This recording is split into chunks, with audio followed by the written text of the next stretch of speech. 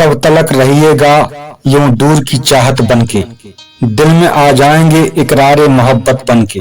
अपनी तकदीर बना लूं तो चले जाइएगा, मुझको इकरारे मोहब्बत की हवा आती है। बात कहते हुए गर्दन मेरी झुकी जाती है, देखिए सर को झुका लूं तो चले जाइएगा। ठहरिए होश में आ लूं तो चले जाइएगा, आपको दिल में बैठा लूं तो चले जाइएगा।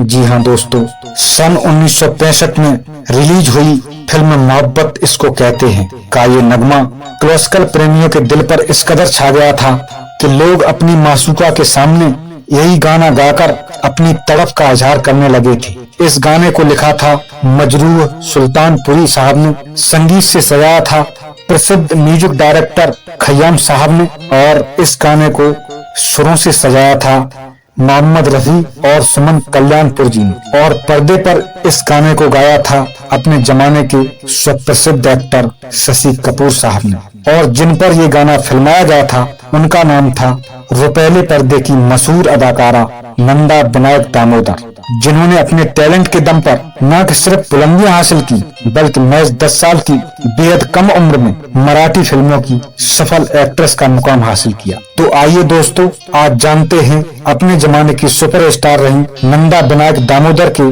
जीवन से जुड़ी कुछ रोचक बातें जो बहुत कम लोगों को पता है। दोस्तों, आज हम रुपैले पर्दे की एक ऐसी अदाकारा के बारे में बात करेंगे जो परिवार की जिम्मेदारियां उठाने के चलते चलते अपना घर बसाना भी भूल गयी। ये मशहूर अभिनेत्री थी नंदा विनायक दामोदर। नंदा का जन्म 8 फरवरी 1939 को हुआ। 75 साल की उम्र में 25 मार्च 2014 को नंदा का निधन हो गया। नंदा अपने दौर की बेहद खूबसूरत और बेहतरीन हीरोइन थी। जब बॉलीवुड में नंदा ने काम शुरू करना आरंभ किया तो उनकी छवि छोटी बहन की बन गई थी, क्योंकि 5 साल की उम्र में उन्होंने काम करना शुरू कर दिया था। इस दौरान वो लीड एक्टर की छोटी बहन का किरदार निभाया करती थी, लेकिन बाद में उन्हें लगा कि वो साइड एक्टर बनकर ही रह जाएंगी, तो उन्होंने इसे बदल दिया। नंदा ने फिल्म जब जब फूल खिले, गुमनाम और प्रेम रोग जैसी हिट फिल्मों में काम किया। नंदा की फिल्मों में उनकी एंट्री की कहानी बड़ी दिलचस्प है। साल 1944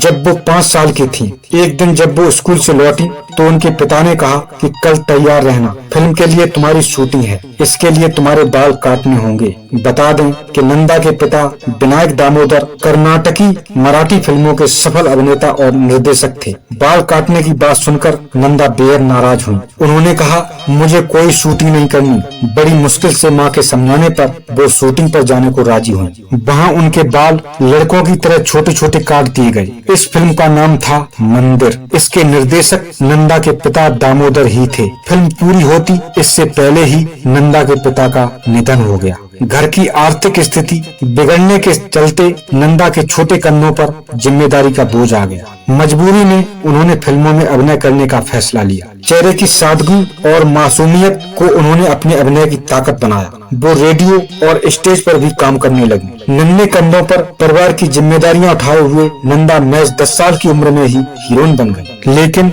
हिंदी सिनेमा की नहीं बल्कि मराठी सिनेमा की। दिनकर पाटिल की निर्देशित फिल्म कुलदेवता के लिए नंदा को पूर्व प्रधानमंत्री जवाहरलाल नेहरू ने विशेष पुरस्कार से नवाजा था। नंदा ने कुल 8 गुजराती फिल्मों में काम किया। हिंदी में नंदा ने बतौर हीरोइन 1957 में अपने चाचा बी शांताराम की फिल्म तूफान और दिया में काम किया। 1959 में नंदा ने फिल्म छोटी बहन में राजेंद्र कुमार की अंधी बहन का किरदार निभाया था। उनका अभिनय दर्शकों को बहुत पसंद आया था। उस दौरान लोगों ने उन्हें सैकड़ों राखियां भेजी। इसी साल राजेंद्र कुमार के साथ उनकी फिल्म धूल का फूल सुपरहिट रही। इस फिल्म ने नंदा को बुलंदियों पर पहुंचा दिया। बहन के रोल उनका पीछा नहीं छोड़ रहे थे। नंदा एक बार फिर 1960 की फिल्म काला बाजार में देव आनंद की बहन बनी। नंदा ने सबसे ज्यादा 9 फिल्में शशि कपूर के साथ की। उन्होंने उनके साथ 1961 में 4 दीवारी और 1962 में मेहंदी लगी मेरे हाथ जैसी फिल्में की। लेकिन शशि कपूर के साथ सुपरहिट फिल्म रही जब जब फूल खिले। कई हिट फिल्में देने के बावजूद नंदा की अभिनय प्रतिभा का सही इस्तेमाल शायद नहीं हो पा रहा था। शायद उनके अभिनय का पारखी निर्देशक अभी उनको मिला नहीं था। नाजुक, छुई मुई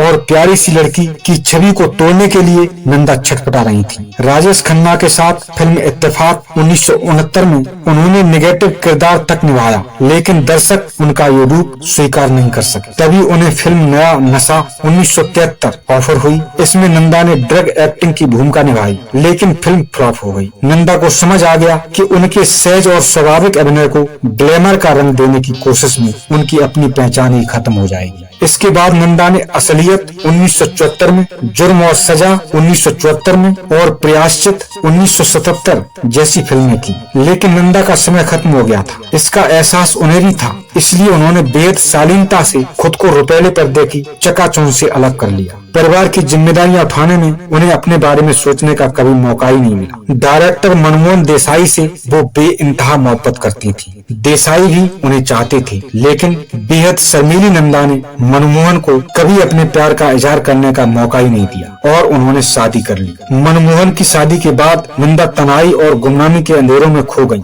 मनमोहन भी अपनी शादीशुदा जिंदगी में व्यस्त हो गए, लेकिन कुछ समय बाद ही उनकी पत्नी का निधन हो गया। इसके बाद मनमोहन ने फिर से नंदा के नाम मोहब्बत का पैगाम पहुंचाया। नंदा ने उसे कबूल कर लिया। इस दौरान नंदा 52 साल की हो चुकी थी। 1992 में 53 साल की नंदा ने उनसे सगाई कर ली, लेकिन किस्मत को शायद कुछ और ही मंजूर था। सगाई के 2 साल बाद ही मनमोहन देसाई की एक हादसे में मौत हो गई। दोनों कभी एक नहीं हो पाए और नंदा अविवाहित ही रह गई। नंदा की आखिरी फिल्म थी प्रेम रोग। इसमें उन्होंने पद्मिनी कोल्हापुरी की मां का किरदार निभाया था। कहा जाता है कि नंदा जब भी बाहर जाती थी तो वे सफेद साड़ी में जाती थी, क्योंकि वो मन ही मन मनमोहन देसाई को अपना पति मान चुकी थी। उनके निधन के बाद से नंदा काफी अकेली हो गई थी। उन्होंने ज्यादा किसी से बात करना भी बंद कर दिया था। उनकी खास दोस्तों में माला सिन्हा और वहीदा रहमान थी। तो दोस्तों, ये कहानी थी अपने जमाने की सुपरस्टार रही नंदा विनायक दामोदर की, जिन्होंने अपने टैलेंट के दम पर अपने चाहने वालों के